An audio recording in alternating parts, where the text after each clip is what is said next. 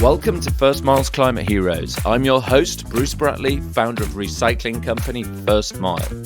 On this show, we meet and learn from the climate heroes who are building solutions right now to tackle climate change.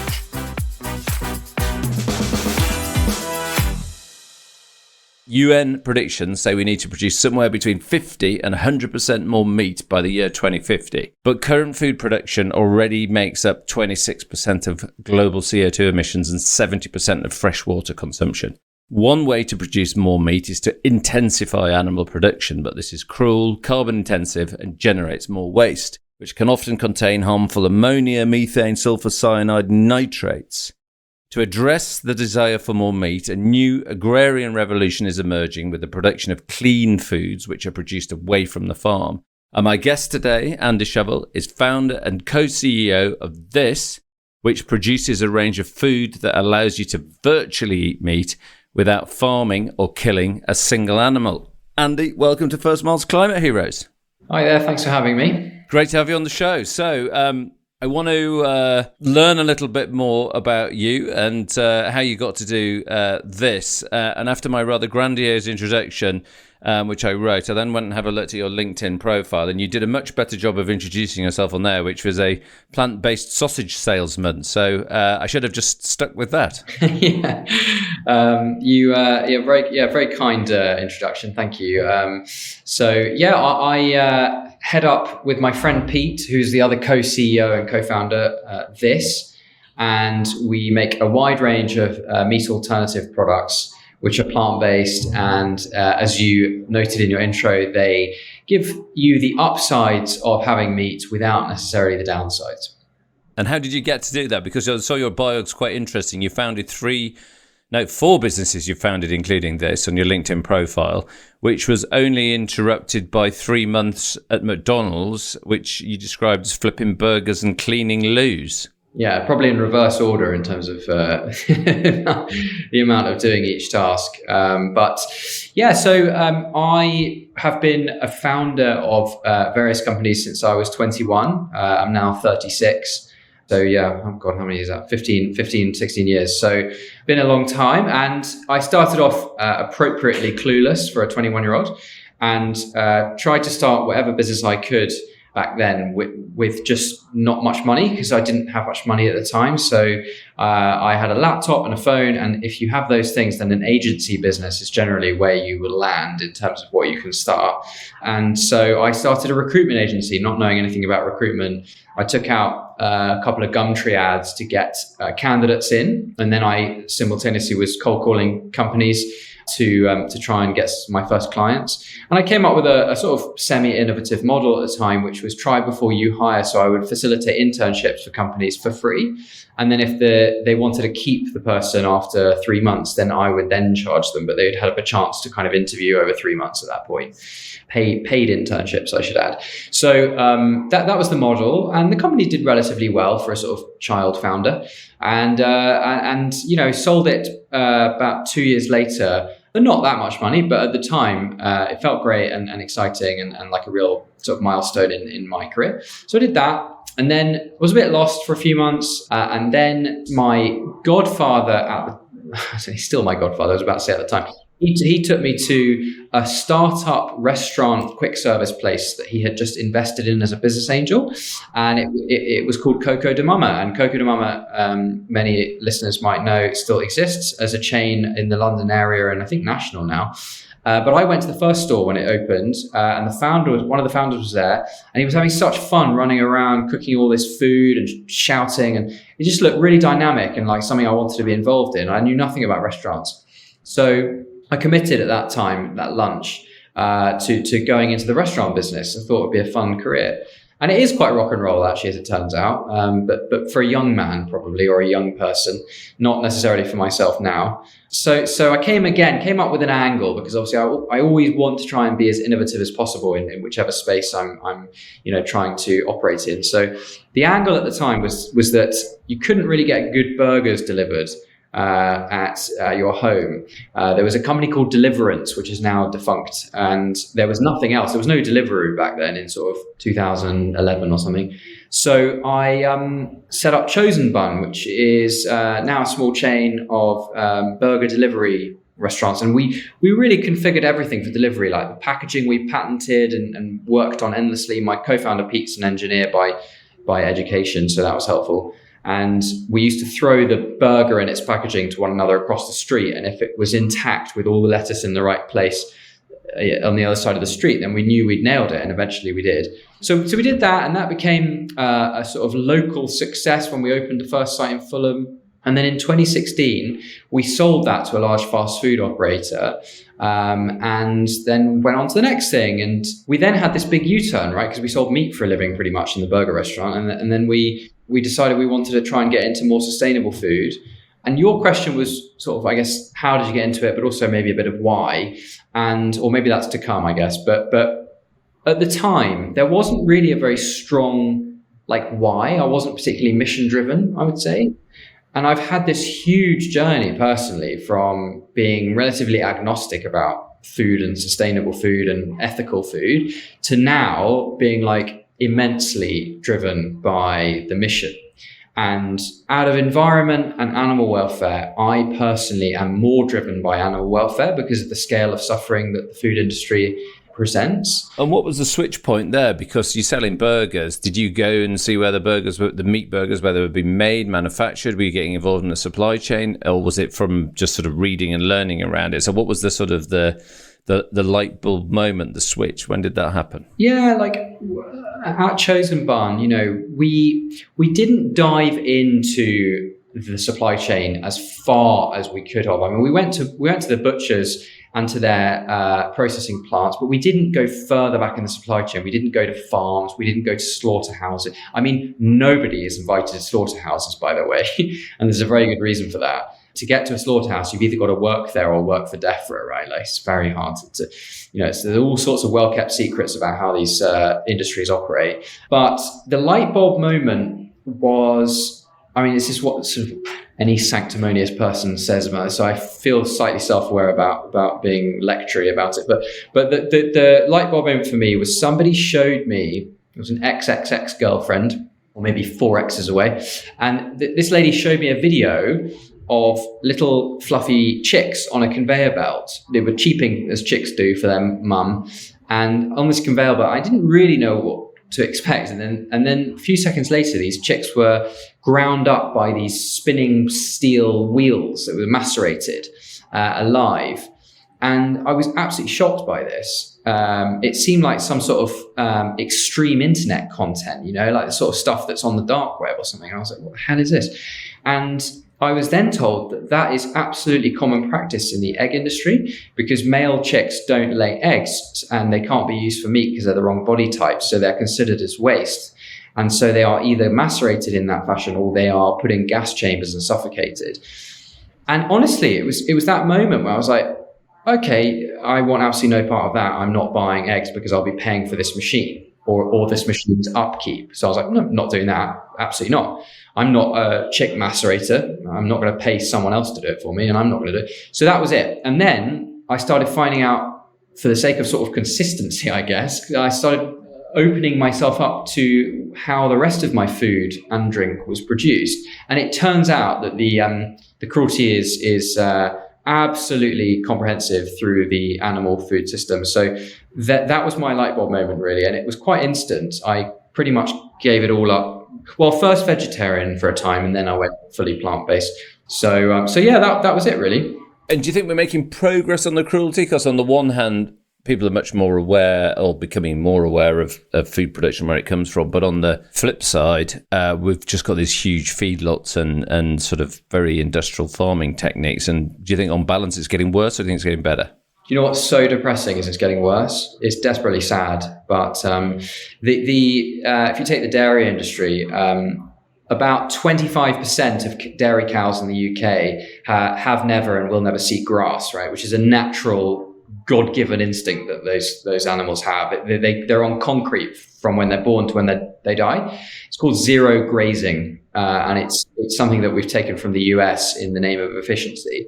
And that 0 to 25% of dairy cows doing that has jumped up in no time. It's taken about, I think, 5 years or something. And so that will keep going up, I'm sure. And that is actually pretty cruel, right? To take an animal it's literally like saying humans may never like sit down or something. It's such a fundamental, for a cow to graze is almost like a human to walk or breathe. I mean, it's so fundamental. So things are getting worse because the industry is constantly looking at ways to become more efficient. And there is a direct kind of scales, if you like a seesaw. And as efficiency goes up, cruelty or welfare rather goes down. And there's no such thing as efficiency going up and then welfare also going up. And is there a way of eating meat in an uncruel way for people out there who want to eat meat? If you get roadkill or something, I don't mean to be facetious, like that is the only, I sometimes hear the phrase ethical meat, and there's just no such thing. I think if you are determining when an animal dies for your pleasure or profit, then I think that falls under the umbrella of cruelty, which is not really my interpretation. I think if you were to look up the word cruelty, it probably would fall under that. If you're taking the life of an animal, you just take away its agency, right? Like, because it's less intelligent and less able to fight you off, you're robbing it of its agency, which I think is not a good thing. First Mile is the UK's leading waste management service. We help over 30,000 businesses reduce their carbon impact with our award-winning range of recycling solutions. Go to our website, which is thefirstmile.co.uk, to get started today. If you're enjoying this episode, don't forget to subscribe. We have brand new episodes every Wednesday. And so you've got a solution. This is the hard part of the podcast, because I'd like you to describe to the listeners a real product. So it's a bit harder to do without visual images, and your website's brilliant images of delicious looking meat substitutes. Is that what you call them? I don't know. Products. So what do you sell? So we sell, we call them meat alternatives, but meat substitutes is fine. I will point out, by the way, before I dive into that it is an answer. But sometimes I get normally people trolling my LinkedIn, who think that I think meat alternatives are the only answer. And they're definitely not, because they have got their shortcomings as well as lots of reasons why they're great. I think that they're part of the answer. And a whole food plant-based diet is obviously, another part of the answer as well. And then other components to the answer as well, which we can go into later, future stuff. But what we sell, so we have a broad offering of meat alternatives, and the portfolio of products we make is designed to be quite kind of full service, in the sense that pretty much every mainstream meat product you can think of, we now sell. So we've got burgers, we've got sausages, we've got plant-based chicken pieces, we've got 3 types of plant-based bacon, we've got salads in WH Smith & Boots, we've got sandwiches, we've got wraps. So we've got a bunch of products which cater to pretty much every type of occasion you could think of, and those products are at the leading edge globally. I would say, as pompous as that sounds, they're at the leading edge in terms of the realism that they have to meat. Because we think that if you are somebody that enjoys the taste of meat, then you don't necessarily want to compromise with an unrealistic meat alternative, which tastes kind of vaguely of meat and actually is a bit of Frankenstein type food. We'd rather you had all of the benefits taste-wise and texture and mouthfeel and succulence that you get from meat, but just without the carbon footprint and the emissions and the cruelty to animals, basically. Without giving all your secrets away, I mean, how's it made? I mean, the chicken in particular just looks like chicken, and it's got the granular structure of chicken. I mean, is it? Can you tell us without any secrets? So how we make it varies product to product. Fundamentally speaking, we've got a team of about 20 food scientists, and some of those are PhDs, and they're phenomenally dynamic and creative and bright as technical people. And we do everything from the ground up. So we're not, a lot of the plant-based brands you've seen, they will go to a factory that makes plant-based products and say, hey, can you give us a sausage with a slightly different flavor? We don't do that. We sort of design all of our recipes. We've got 10 patents filed now to protect all the different innovations we've created in these products. And as for how we make them, we generally take, the plant-based inputs, which will be, peas or soybeans, protein heavy legumes normally. And then we will take away the stuff we don't need. So like the husk on the outside, the sort of like bumpy, fibery stuff in the middle. And then we isolate the protein. And same thing you get in protein shakes or protein bars. We'll do the same sort of process there. And then we will try and develop the flavor once we've got the protein. And the flavor will be benchmarking constantly against the meat products. So when you take, for instance, a pork sausage and you give it a big whiff, it doesn't smell like pork. It actually smells like about 16 different things. It might smell a bit leather shoe, a bit of cheese, a bit kind of caramelly. It's got all these different things. And once you start diving in, you start to notice them. And then we find all those things in the natural world. So it might be onion powder that smells a bit similar to one of those 16 things in pork, and might be corn flavor, whatever. And then we put them all together to make a flavor. And then on the texture side, we generally use heat and pressure. So a bit like how you make pasta, actually. We use the same machine a lot of the time as how you would make pasta. It's an extrusion machine. So in other words, you put the inputs in, you hydrate them with water, and then you shove them into a pipe, essentially. It's literally exactly how you make dried pasta or fresh pasta. Once you do that with our inputs and then you put the flavor in, you can shape it. So you just cut it in certain ways. And that's essentially how we make a lot of our products. The CO2, the carbon equivalent impact of your products is very impressive. I mean, it's half of chicken, a third of pork, and a whopping 10th, so only 10% of beef. How's that achieved? So this one's a really easy answer. If you just imagine for a second what cows and chickens that are being reared by farmers, what they eat. They often eat soy protein, pea protein, and then once they've eaten it, they grow, they move around, they fart, they, all the things that animals do, which essentially is waste, right? So you've got protein in, and then you've got this waste. We cut all of those different areas of sort of wastage, and we take the protein that they might have been given and we turn it into food which humans can eat directly. So we kind of cut the middleman out. We don't need to grow an animal with our plant protein. We literally just turn the plant protein into food we sell. So that's why it's so much less damaging for the environment than animal protein, because animals don't make protein. Animals are fed perfectly good protein from plants that we could eat, but that they use it up on metabolizing and growing and running around until they're killed. So animals are an incredibly inefficient way to deliver humans protein, because depending on species, you tend to get a ratio of about 100 in, 1 out. So you put 100 units of protein in, you get 1 unit out with an animal because of all the reasons I just mentioned. Whereas obviously, with our process, it's pretty much 1-to-1. And do you think, because there was sort of probably in sort of coming out of COVID or in COVID, there was sort of quite a big push with lots of the supermarket chains sort of opening a vegan alternative sort of section, and a lot of people talking about veganism. Maybe it's still growing, but it's dropped out of the press. Is it still, are the number of vegans in the UK still growing? Are the people trying plant-based products and plant-based alternatives still growing, or is it starting to slow a little? It's starting to slow a little, and what's happened is what tends to happen it's the same as what tends to happen in other like high growth categories. Same thing happened in craft beer and smoothies and coconut water. You get this kind of over proliferation and hype phase where too many brands dive into the space. And in our case, especially in this category, the breadth of quality was quite big. So you had a lot of products that were quite poor, that big brands normally would just like go to a factory and say, give us a nugget, and it would be rubbish, and they'd sell it. And it's put a lot of people off the category. So what's happening now is we're in that kind of consolidation phase. And you get that, you used to get that in these other categories I mentioned, like craft beer and smoothies and stuff.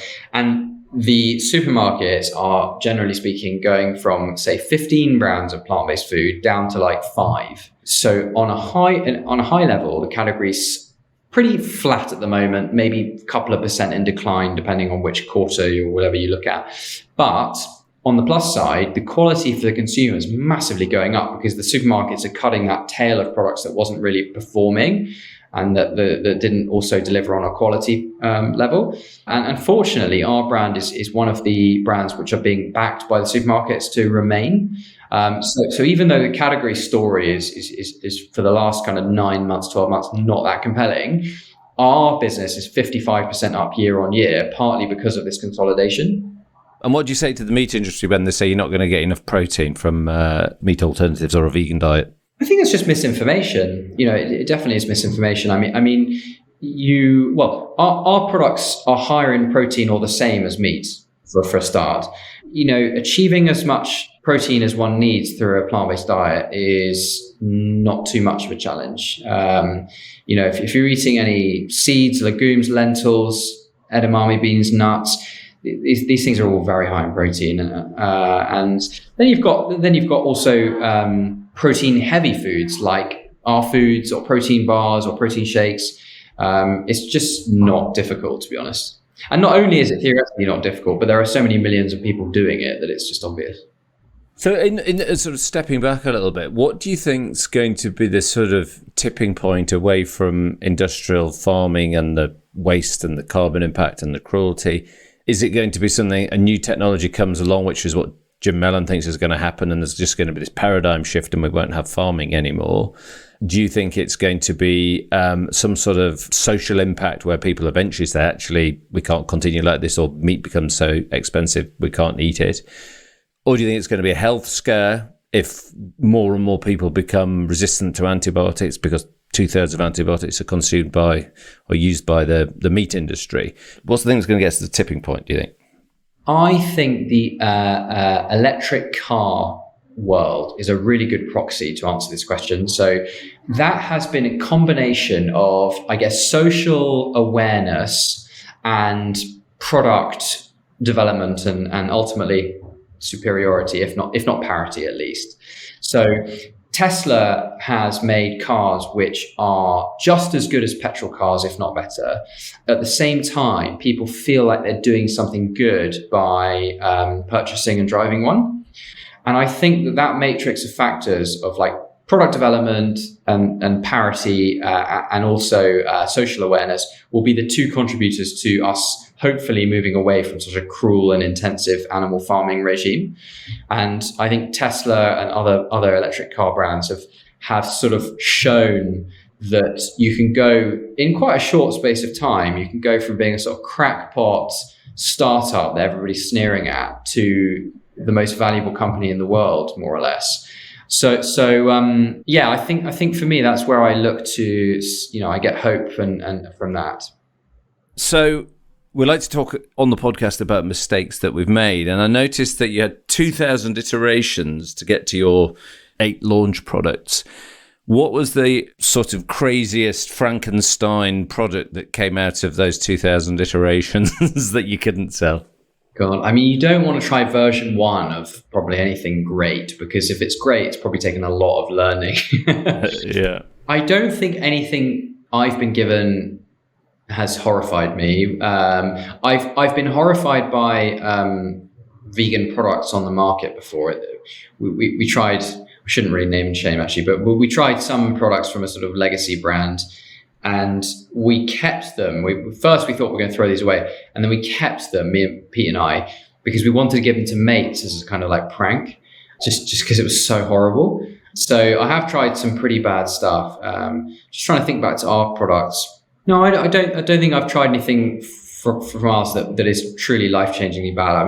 You've got version 1 of anything we make is never ready for the consumer, put it that way.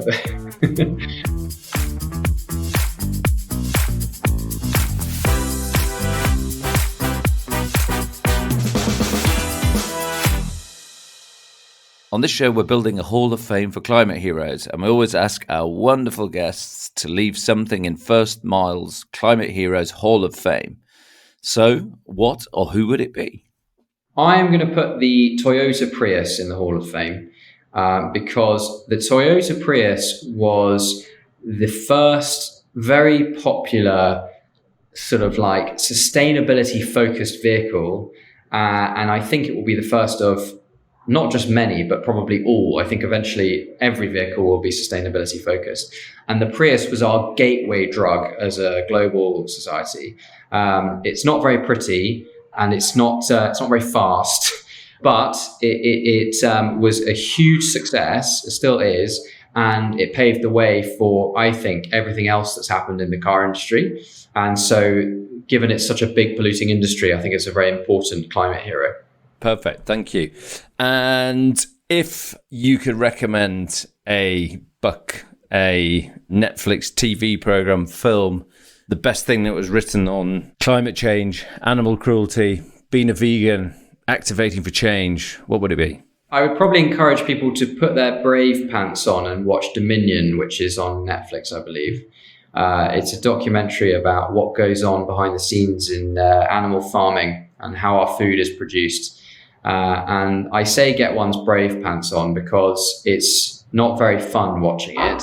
And it's quite unpleasant. But I think it's important that all of us understand where our food comes from. And when we pay our £3.50 for a pack of food, we are sponsoring that producer, and we are saying, I am cool with what you're doing. And so I believe that one should watch that. Love it. And so looking to the future, what's coming up that you're most excited about that you can share with us? We are looking at getting into quite a different area of meat-free, actually. It's been a sort of pet project of mine, which I've been selling into the team, and now the team's really excited about it, which I'm in turn excited about. It's basically like we want to get into clean label, pretty much unprocessed, whole food-based alternatives to meat. So we'll be answering those questions from critics about nutrition and health when it comes to meat alternatives. And it'll hopefully complement our existing range of hyper-realistic products. And I'm very, very excited about that because I think that, if you look at a list of things that the industry is doing really well, and you look at things that we're not doing well yet, health and nutrition probably sits in this bucket. It doesn't mean to say that our products don't have a really valuable role, which they definitely do. But are they a health food which is going to functionally improve your health? Not necessarily. They're not going to make your health worse, but they're also not like a. So I'm excited about that. I think that's an interesting area. We've also got some meat alternative products to replace other meat products that we haven't yet replaced. So that's super cool. One of them is around the sort of like roast occasion, because I don't know if you've noticed this as a vegetarian, but if you want to have a roast either at home or out, your options are generally really limited. You're going to have like a slightly soul-crushing nut roast, or you're just going to have the trimmings like potatoes and veg and not much else. So we're doing something in the roast occasion, which I think will be fantastic and fulfill a need for sure. And then finally, I guess we're internationalizing the business. So as of Monday next week, we're going to be live in 400 supermarkets in Holland, in Albert Heijn stores. And it's our first sort of foray into an international market. So that's pretty exciting. Brilliant. Congratulations. That sounds amazing. What's the sort of, for you and Pete, the roadmap? What does success look like in, 2, 3, 5, 10 years' time? I think... firstly, making sure that we cover off every single need state so that we make it really easy for the mass population to go meat-free. We're getting there, but I see this kind of clean label, unprocessed side of the business as being particularly exciting. And I think we can take it in all sorts of directions as well, whether it's snacking or center of plate protein or all kinds of stuff. That's, I think, one area that's very exciting. I also think that success looks like geographical expansion so that we get people all around the world to explore these meat-free options. And therefore we have a benefit for the climate, we have a benefit for animals, because we're quite a UK-centric brand. I've just mentioned we're internationalizing, but I think having that footprint much wider would be pretty exciting. Brilliant. Andy, it's been absolutely superb having you on First Miles Climate Heroes. Thanks very much for coming on the show, and it's been incredible learning about this. If listeners, and I'm sure they will, want to find you, what's the website? This.co. Perfect. Great to have you on the show. Thanks, Andy. Thank you so much.